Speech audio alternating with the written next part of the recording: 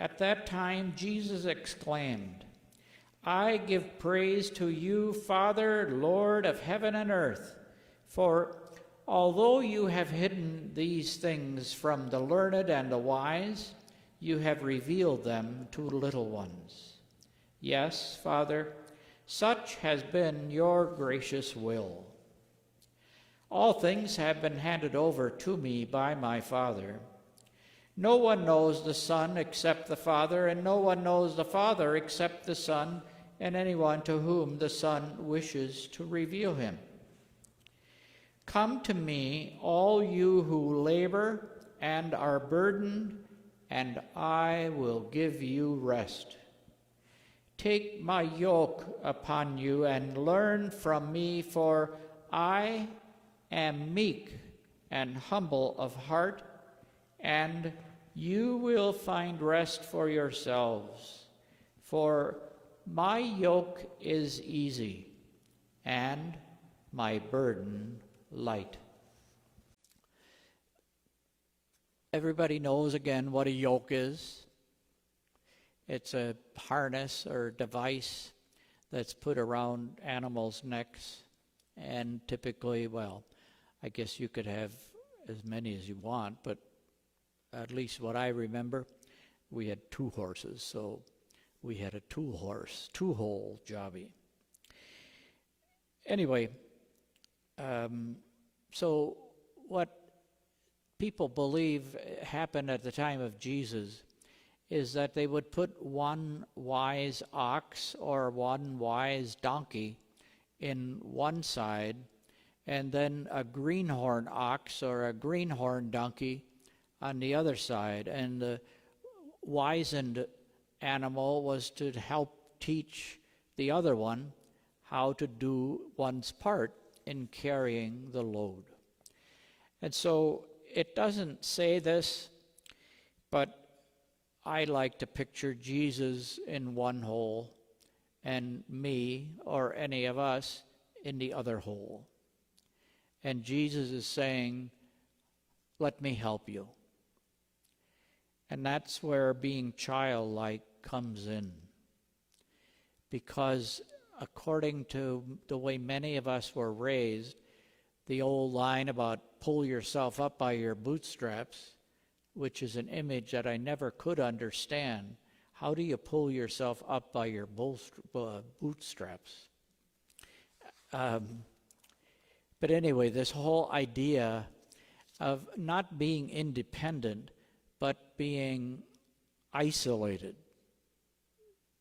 and doing it on our own. And a child, the childlike, tends, at least as far as I know, to welcome help and guidance and assistance. And so we're to be childlike, to be humble. And what does humble mean?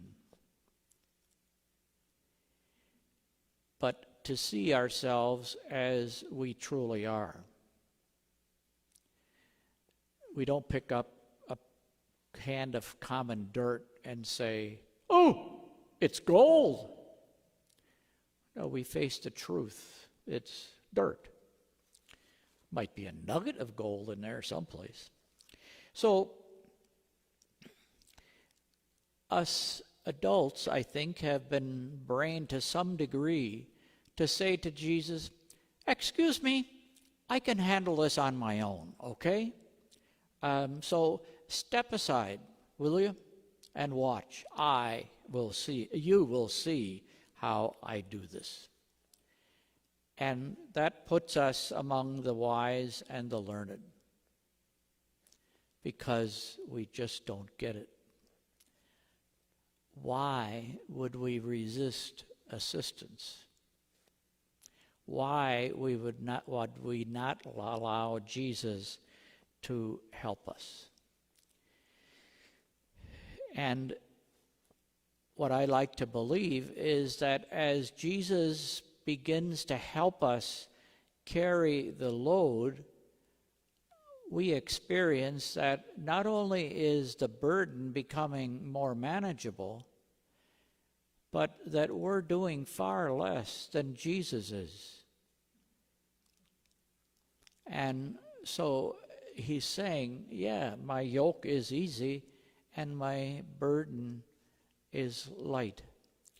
And so we pray that we would indeed allow Jesus to walk with us in whatever image we use, whether it's with a yoke or just simply accompanying us, that we would allow Jesus to renew within us that love that reaffirms us, that when we are burdened by shame or guilt, when we suffer the consequences of being disconnected from one another, when we suffer the consequences of having hurt and offended one another, that we can take that to Jesus, and what will Jesus do? Well, don't be so stupid. Why did you let yourself be hurt? Or why were you so cruel to that person? For crying out loud, how often do you have to do these mistakes before you learn and shape up? Is that the Jesus we might have been brained with? So Jesus will, of course, say nothing of the kind. He will say, I am here with you. I am here to remind you of who you are. And Jesus can do that because he himself, again, in being humble, meaning that Jesus, as we've reflected on at other times in the words from Philippians, did not deem equality with God something to be grasped. He accepted that he was a human being, and that through his humanness, he revealed the divine energy, love, goodness, all blessings that God has to share with all of us.